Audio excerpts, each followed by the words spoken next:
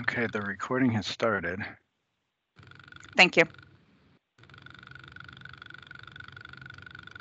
Oh, somebody's giving us some echo too.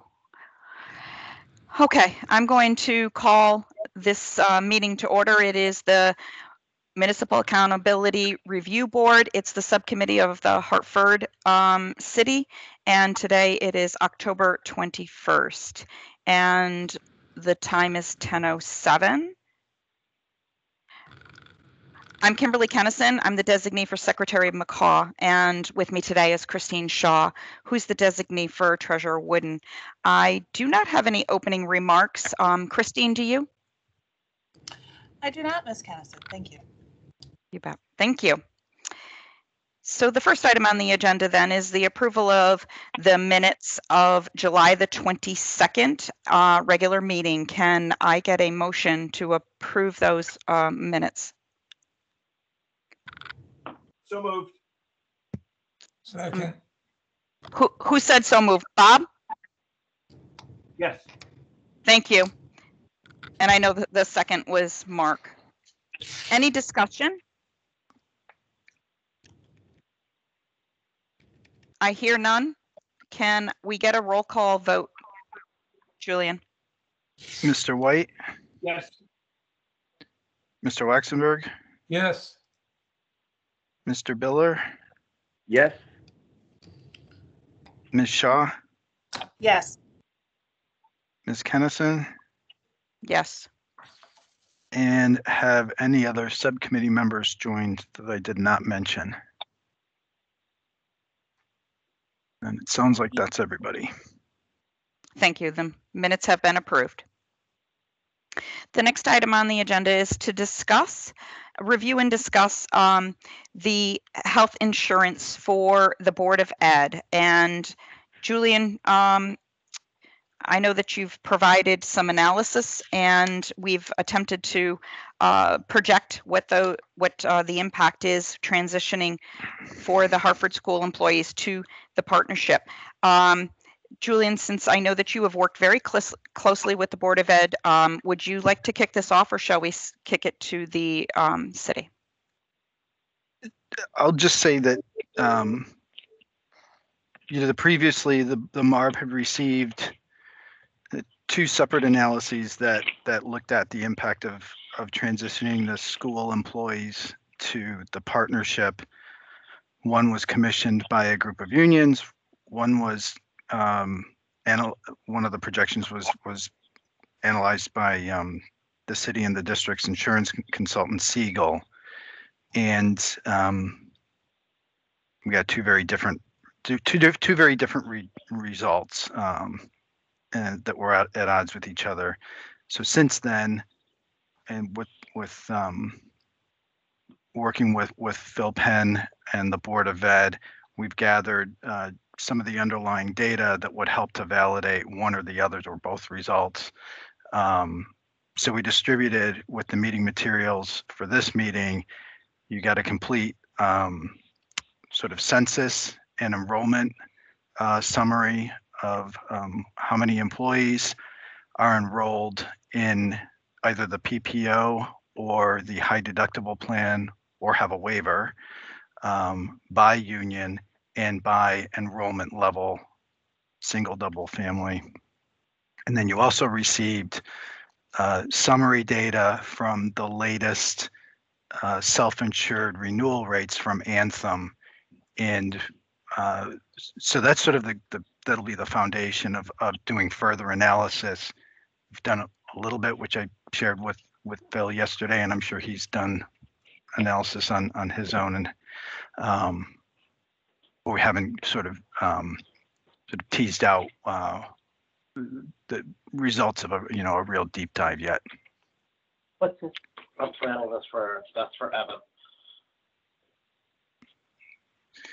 So I know that some of the members will have questions about what they were provided with. I don't know if there's All right, Julian, I gotta put. I have to put them on mute, Julian. I was trying to find where that was coming from. What happened? I got it. Okay. One more. we're signing it out right now. Okay. Got it. Okay, Thank you. thank you. So with that as the background, I know that Phil may want to have some details to add, and I know there are some questions that members will have as well. Thanks, Julian. Let me just add a little bit of color on to some of the exhibits that were shared with the committee members. The first being the census. There had been a question around how much cost is it that the board is incurring in terms of healthcare costs because some of the contract negotiations have stalled, and we have members on legacy PPO plans as opposed to the high deductible plan. The first big exhibit that kind of summarizes by bargaining unit, coverage level, and what type of plan they have gives you a little bit of sense for how big some of the bargaining units are that still have PPOs. Are by far and away our largest bargaining unit, the teachers, have already moved to the high deductible plan and did so in the last contract cycle.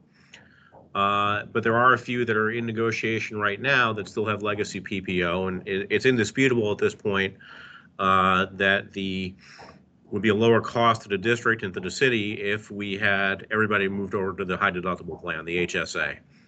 That's going to be an ongoing part of our negotiation strategy going forward to try and make sure that that conversion takes place. Just to give you a sense of some of the data that was shared as well, you get a sense in what is labeled Report 1 in your package that comes from Anthem on our renewal deck. It gives you a breakdown of the expected claims by medical and dental across all plans, which was projected for the 21-22 year of about 45.1 million. Retention fees are really what Anthem charges us for running the programs for us, right? It's their network fee, it's their managing the claims for us, adjudicating the claims as they come in. Stop loss fees are where we buy stop loss policies that address both individual and aggregate stop loss. So an individual stop loss would be if somebody has a catastrophic claim individually, that stop loss will kick in, and the Hartford will no longer be responsible for that claim above a certain threshold. Aggregate stop loss usually kicks in if you're above, say, 125% of your expected claims for the year. So you could just have a really bad year of smaller claims also creep into your system. Aggregate stop losses are designed to address that. So the total cost of running the whole program, both the underlying claim plus the estimated cost of the retention fees and the stop loss, is a little over 46.4 million. That 46.4 million would not build any reserves for you, though, as a self-insured carrier. In other words, you know, it's basically your break-even point. So what typically happens is you build out the rates that employees are charged, and remember, rates are notional, right? We're not paying a direct rate for this coverage. Typically, you add on some type of a margin on top of that to build reserves over time, so that if your claims come in higher than projected, you can meet your claim obligation out of our internal service fund. And Jen can explain in better detail than I can how we operate internal service funds that are managed by the city for this particular purpose. So now when you go down to the claim comparison, or excuse me, the expense comparison between what the rates are that are charged on what would be an allocation rate, which is your break even, and an equivalent fully underwritten rate, you'll see why there's such a vast difference between them. Roughly 18%, if my math is correct, across the rates that were sampled. And I appreciate Julian pulling together this exhibit. And this isn't every single product variation we have. I mean, there are multiples across all the groups, but this is meant to be illustrative of what the differences are. So an allocation rate is basically your break-even point, and then a fully underwritten rate would include a margin for reserves and typically a margin for the profit margin of the for-profit carrier that provided those fully underwritten rates to you. Anthem is a public company, of course, right? So they're going to have, in what they would consider their fully underwritten rate, a profit margin built into that. Well, self-insured. So what's kind of come to mind to me after joining the organization 4 months ago and looking at this is that we use the fully underwritten rates as our rates that we charge to employees. And I've had conversations with our head of talent management. I've had conversations with our lead negotiators at Shipman and Goodwin as we're entering into these contract cycles, we're not going to continue to use the fully underwritten rates in terms of what we charge employees going forward. Instead, we're going to use a margin above the allocation rate that allows us to continue to build claim reserves as needed, but that isn't as high as an 18% markup versus what the break-even point is. And we're going back and forth on that a little bit right now. I don't want to share the exact amount, but it'll be probably high single digits will be the final amount of the markup versus the allocation rate. In effect, that deflates the rate that would be charged to employees going forward. And it sort of strengthens the comparison of the internally managed plan versus the state partnership plan, because obviously this would become less expensive for employees going forward using the lower rates. I'll pause there because I want to make sure I explain that concept correctly and understandably more important.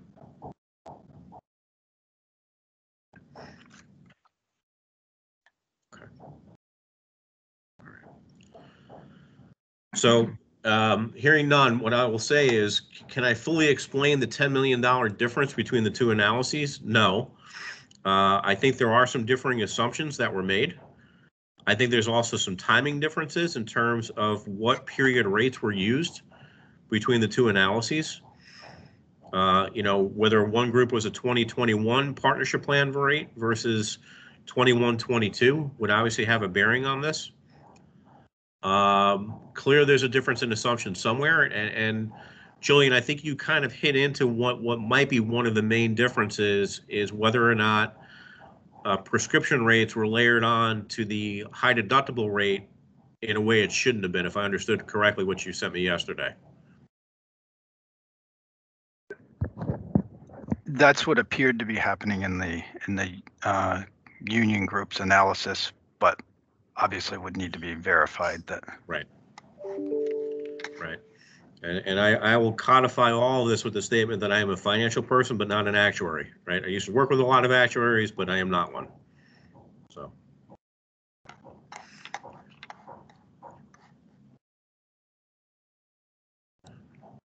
Thank you. Thank you. So if Julian's analysis comes through, we do have a little bit of understanding of a portion of the $10 million gap, but not all of it, because we're still not in that apples to apples comparison.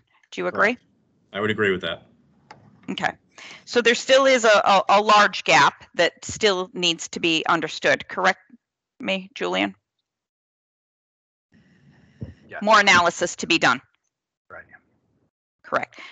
And I appreciate all the good work that both of you have done to get us to this point, because I know that doing this really takes a good deep dive into what is going on. But I think right now that it's really showing that this is going to be beneficial. Mark, do you have any questions? Because I know that this is one area of your expertise, and I want to make sure that if you had any further questions or items that you would like them to make sure that we look for when they're completing their analysis, that we do so. Yeah, I have several questions, because you have add backs to the premium that are not included, such as the retention fee. When you deal with health insurance, the state partnership plan is an all-in-one plan. You write a check to the state, that's it, goodbye, good luck.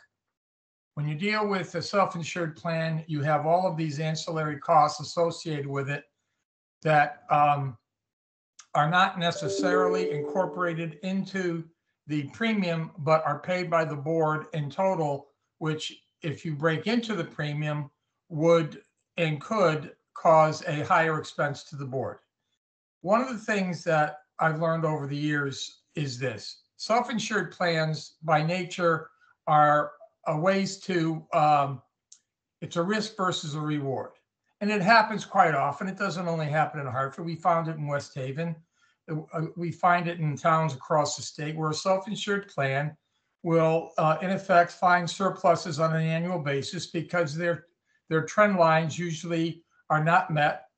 And they, in effect, use it as a slush fund to balance the the rest of the budget. So self-insured insurance plans, to me, are a way of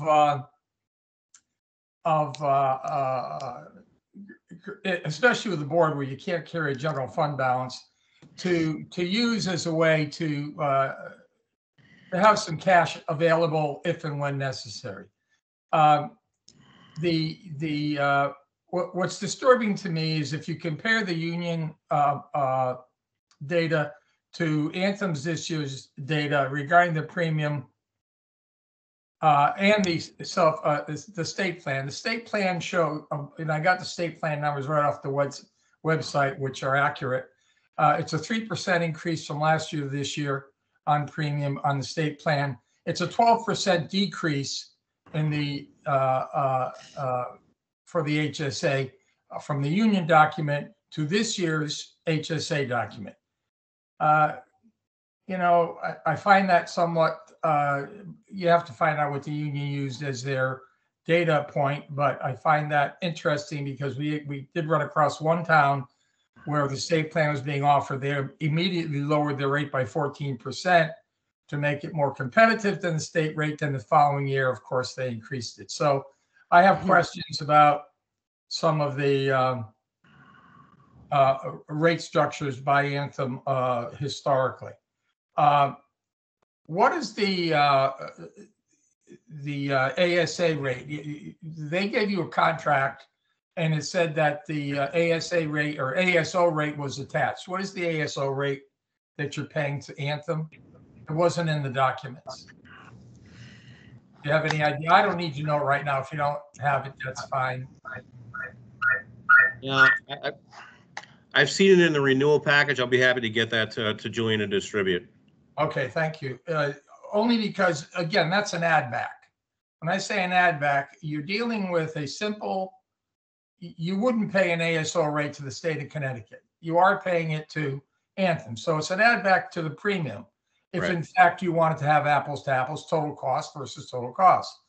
When I do a simple analysis of what I see in front of me now, based on the renewal rates, which I question, and the state rates, you're looking at a single premium being lower at the state rate and a little bit higher at the state rate for two-person and for family. That's not including the ASO rate or the, I was surprised that you're using fully underwritten rates. I find that somewhat unbelievable, but I'm glad that you're correcting that. And your internal service fund would have to be an add back as well, because you wouldn't need an internal service fund if you went to the state. What is your broker fee to Siegel? Do you have any idea for that? Probably a couple $100,000, maybe, I don't even know. But it's roughly 160,000, of which the board pays 90 and the city pays 70. Okay, so the question would be if you know, they always retain brokers. Question is, if you go with the state, do you really need a broker? But that's up to the local. And the document that was handed out from Anthem, it says that they're quoting at 22,649 bodies. Mm-hmm.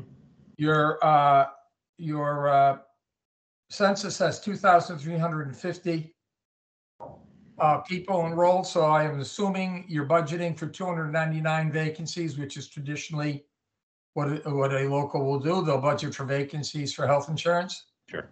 And I'm sure, so that's what you're doing as well. And the likelihood is you're going to have a surplus there because all vacancies will not be filled, or they'll not be filled by the beginning of the school year. So, one could assume a surplus within the health insurance account of well over $1 million just on not paying health insurance for vacant positions. That's nothing new, but it happens all along. I assume you'd still budget for vacancies even if you went to the state plan, because obviously if you hire somebody, you got to give them health insurance. That's correct. So I would assume you'd still budget for vacancies there. For Julian's ears, the 12% difference between the union and this year's HSA fee from Anthem is something that we need to include in the deep dive. I mean, according to the union, I think they were at 918, and the simple rate, the allocation rate is $806, which is crazy. Now, obviously, with the self-insurance rate, we have a tail. Is that correct? Yes. We have no idea knowing what the tail is, but you can estimate based on trend of claims, I would assume. So if you did move to the state plan, you'd have to pay the tail. And the question there would be, can you pay it out of the internal service fund, or where would that money come from to pay the tail, depending upon when you moved, if you moved? Correct. You wouldn't liquidate the entire internal service fund until you knew you had the tail completely cleaned out. Exactly. So if you're looking at a movement to the state plan, if you're weighing benefit versus, and I'm talking financial benefit as well as other benefit structures, human, the advantage to the state plan from a practical point of view is you're writing out a check. You're out of the ball game. You're writing out a check. That's it. Versus dealing with the pieces and parts that make up the total cost of healthcare for Hartford Board of Ed, including its internal service fund, which you would no longer need to carry. Which brings me to the financial side. When you look at the financial side, as we had to do in other towns, there's a lot of pieces and parts, and I'm sure you're well aware of them being a finance person, that contribute to the totality of healthcare for a group. Not just the retention fees, et cetera. You got it, like I said, ASO costs, internal service fund costs, all kinds of ancillary costs associated with it. So when the analysis is done and the deep dive is done to compare an apples to apples, it would be beneficial, at least to me, to make sure that all of the costs associated with providing health care, including the premium and all of the retention fees, et cetera, broker costs, et cetera, are included in that number. Then you back it into, in my simple mind, a premium, because that's what you're paying the state. You're paying the state one premium, $925 per person on a single level. Well, if you back everything into the premium that you'd be paying under the HSA, and my numbers, and not including an HSO fee, you exceed that $925 because you got $88 that you're paying for a $1,000 deductible that you're no longer paying. The board is no longer paying that number. You've got retention fees and stop loss fees that you divide out per person, which is a simple calculation. That's about $45. So that's an extra $125 on top of the premium if you back it in. If you're following what I'm simply doing. So when you look at it in its totality and you try to say, let's make this an apples to apples comparison, especially with insurance, which is totally difficult to do. I think what we'll find is that outside of the fact that Hartford loses the ability to create or have a surplus dealing with the claims versus expenditures, which I would bet Hartford has found a surplus there the past 5 years. You still maintain the surplus because of the vacancies. So in my perverted mind, I've always said management likes to keep the self-insured rate because it creates a surplus for them, unless they have a catastrophic condition, but you've got stop loss to help you pay that. So in the end, in evaluating language across the state, and I wish Tom were here at Hamilton, but we'll talk about it at the MARB meeting, I would ask you to relay to your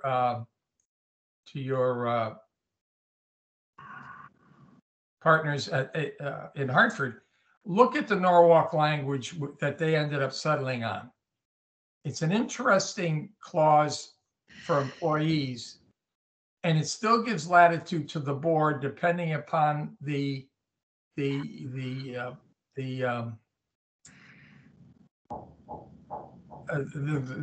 premiums increasing. Protects the board, for lack of a better term. And the reason I say that is from an employee standpoint, I find it hard for an employee to overpay in their insurance. And using fully insured rates is an overpayment by an employee. Whereas a straight, fully insured state partnership plan is less expensive to the employee, hopefully less expensive for the board in its totality, with the board still maintaining some flexibility of using the vacancy budgeting process that they have. So it's a long-winded way of saying, I'm glad we're doing a deep dive, but over the years, I've been convinced that to avoid any kind of miscarriages going on, the state partnership plan is something that should be looked at if the numbers line up, and I believe they will in Hartford. Can I ask 2 follow-up questions? Sure. Yes. Can we go back to the number that you had quoted on the number of members that we had on the plan versus the number of employees? Yeah, according to the report number 9 that was sent to us, says our quote assumes that 2,649 employees will be enrolling for medical coverage, and then with an average member to employee of 2.15. That's from Anthem. And all I did in simple math was take your census. Yep. And came up with 2,350 minus, it was a number minus your waivers. Right. So you've got 299 is the difference. Yep. And I'm assuming that those would be vacancies that you would budget for. Right. Okay. I was just reacting to the fact that they had actually given us current members on report 8. So we actually had the member numbers.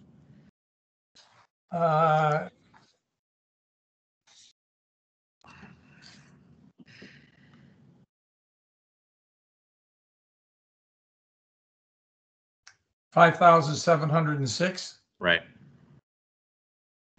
Versus 2,649. Right. Well, the member numbers are going to be inclusive of everybody who's covered, right? It's not just Exactly. the employees, right? Yeah. Okay. Yeah. So the second question was more of, do you have any concerns about moving to a state plan and that you lose control of plan design? Well, I think that's an issue that's been raised. But to me, plan design is an issue more for the employee than the employer. I mean, the employer to me, and of course this is philosophical, the employer to me is more concerned about the bottom line costs and making sure that there's a decent plan. The employee would be the one that would have the concern about plan design, I would think, because they want to make sure that their union members get the best plan design that they have. So my concern, my personal concern, is not one for the employees, for the union. If the union believes that the plan design and the state plan is something they don't want to go with, I wouldn't even offer it at the bargaining table. So I'm, as a manager, and I was an executive director offering health insurance, I shouldn't say I never concerned myself with plan design, but I was more concerned about the bottom line than the plan design. And the union would come to me with the plan design concerns. Right, then I think we'll just acknowledge the philosophical differences you and I have on that issue. Then that's fine. Mm-hmm. Yeah, I also I look at it 2 ways as being a finance person, where it is important to me, for the bottom line, but I also want to make sure I get the best insurance for the folks that were, employed by us. So I look at it 2 ways, Mark. But you dealt heavily with bargaining units, and let them make that argument. Yeah.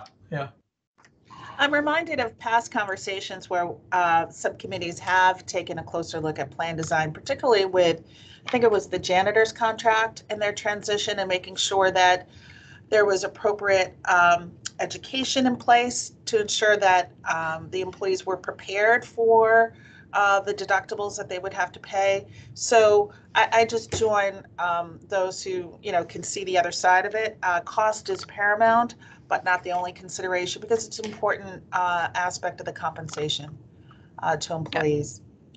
I agree. So right to the simplest terms, if folks aren't making enough money and they're in a plan that would require them to put money away in a savings in order to meet their high deductibles, sometimes it depends on the employees that you have. It could be problematic for them. That's the exact point, and that's a little bit different. Than, I guess you can incorporate that in the plan design. Yes. But when you have high wage employees dealing with HSAs, it's a little bit different than a low wage employee dealing with HSAs. I agree. And I'm sorry. Yeah. That's where the state plan is. It is what it is. But I agree with what you're saying, and that's one of the biggest differences that you have within the union structure.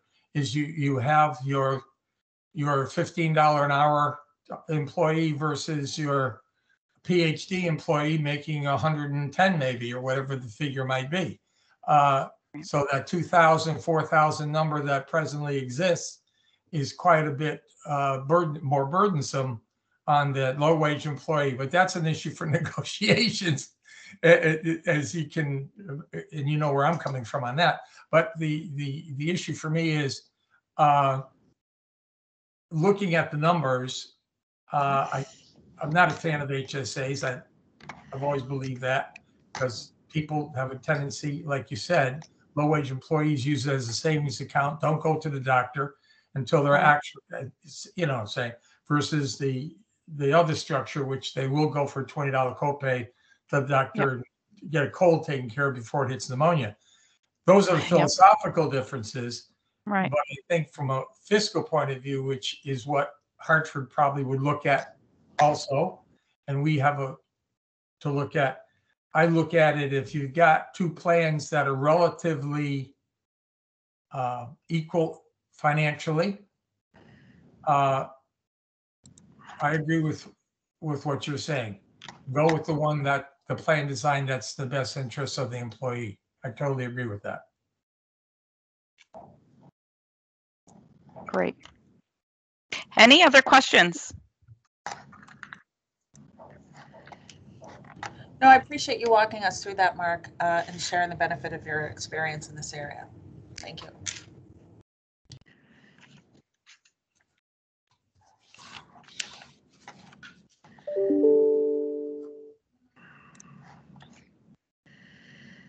Nothing more to add to this part of the conversation. And I know that there is some takeaways and more work to be done, but I'm glad to see that we are digging into this. Well, I do know that obviously these bargaining, and I want to thank the CFO for his deep dive. Only being there for 4 months. God bless you. Being a Hartford product at one time, I understand how difficult that can be. But I understand also the collective bargaining issues, the timeliness of it, which is extremely important because of the statutory requirements. And Hartford is way behind on some issues. They have a contract that's been open for 5 years, which is unheard of. So it's and I think one of the major sticking points is healthcare. So if we can come to some aid and assistance to the board and the union to resolve that issue, at least you get all these outstanding contracts hopefully ratified, so that you can move forward along a known path, so to speak. So thank you. Mm-hmm. Sure. So as we look at the two different plans, I guess one of the things that I would ask in addition to the financial side of it is do we have the plan designs information for your employees. So I know the numbers are one part of it, but also the coverage. Yeah, I And mean, the cost. the summary plan descriptions would probably be the best place to go to get those, to put them side by side. Yes. Okay. Okay, so could we get that, or if we don't have that information? Julian, I don't think you have that yet at this point, right? Okay. No. Okay. I think that would be helpful for us as well.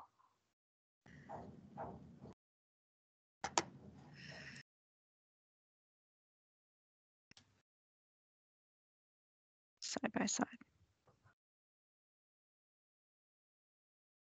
Okay.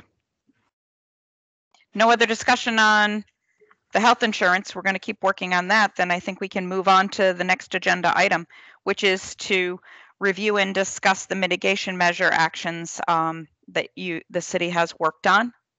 Jennifer, are you ready for that? I am. Good morning, members of the MARB. Good morning. Thank you, Ms. Tennyson. We presented to you an updated version of the mitigation efforts. I'm not sure if you'd like me to walk through them with you or just give you the high level what we've accomplished this past month, if that works. I think the high level would work because we can see the report in detail, and if folks have any questions, they can dive in. Okay, terrific. So I think at a high level, my takeaway as I put this together this month was that our private duty jobs, well, we're still collecting. We've got some old things that we're still collecting on, and we are working with the collection agency. We haven't collected anything from that yet, but they're still working on it. But what my takeaway from that was that our private duty jobs are actually very strong right now. There's a lot of stuff going on. So it was exciting to see just how much new activity was going on in those accounts. So that was my takeaway number one from this report. We have a lot of grants that are going back and forth right now. We've applied for a significant number of grants right now. So while that $2 million might be a bit aggressive, we'll maybe walk that down in later versions of this report. But certainly the number of grants that we're applying for is significant, and there's a lot of work going on in our team for that. We provided an energy efficiency report for you from our sustainability director. I am not an energy efficiency expert, so she provided a lot of detail, but if there's any further information that anyone would like on that in a subsequent meeting, we can absolutely have her join us to talk more about that. But she did provide quite a detailed update on that. And the last thing just to flag, oh no, two more things to flag for this month's report. The cost reduction strategies that we're working on with procurement. We did hire a project manager who will start working on cost savings measures that we spoke about. We're really excited. She starts, she might have actually started on Monday. I don't know. The days are flying by here. I think she started on Monday. So we're excited to have her join. I've got lots of ideas in my mind. I know that Leanne also does. So we'll be keeping her very busy and hope to be updating these numbers in the coming months.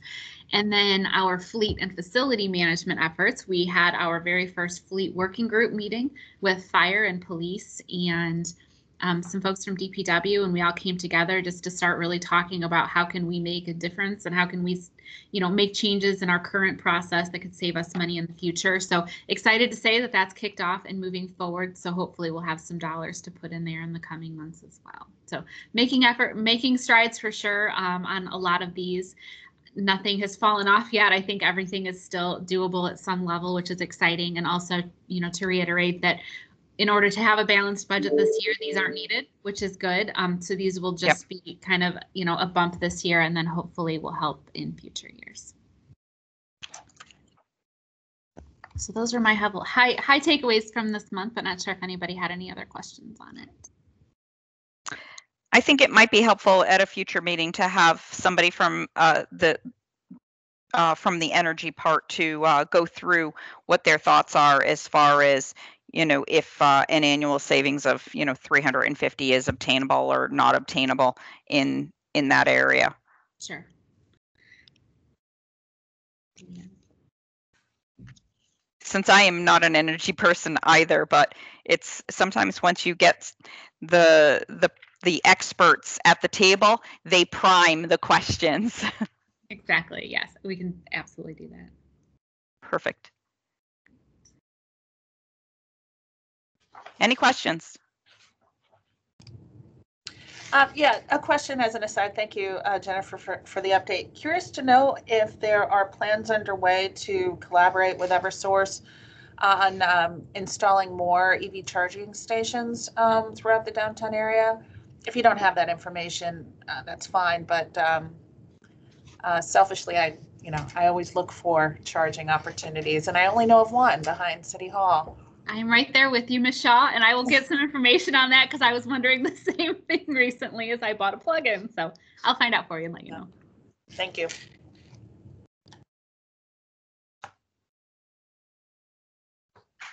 The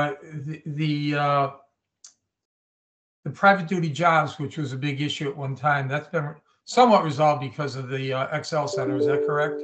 Correct. Yes, that was. Yeah, that was a big one. And looking at your update, you still seem to be actively working on trying to catch up with some other tardy individuals and or groups. We do, yes. At some point in time, put on your checklist, if some of these bad actors have, I mean, I could see a 30-day, 60-day, 90-day grace period, but are some of them years old, or, sometimes it's better to write it off. I don't know. Just yeah.